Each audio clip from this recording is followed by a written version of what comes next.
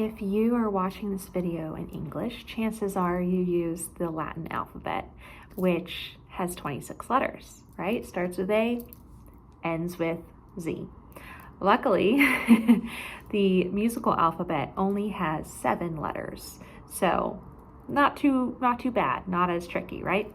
So we have A, B, C, D, E, F, and G.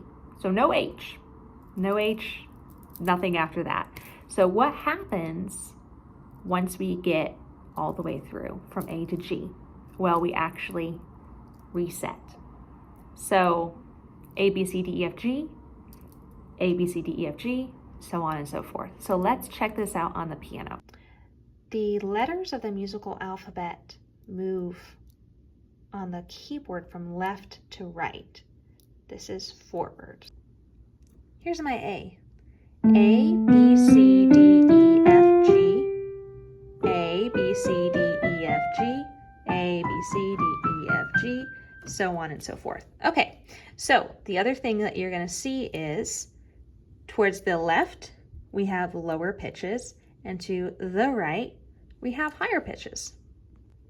Now we're on A, but we actually want to play some lower notes. So for this, we just need to figure out what's backwards in our lineup, basically, like this. A, G, F, E, D, C, B, A. Okay, then G again.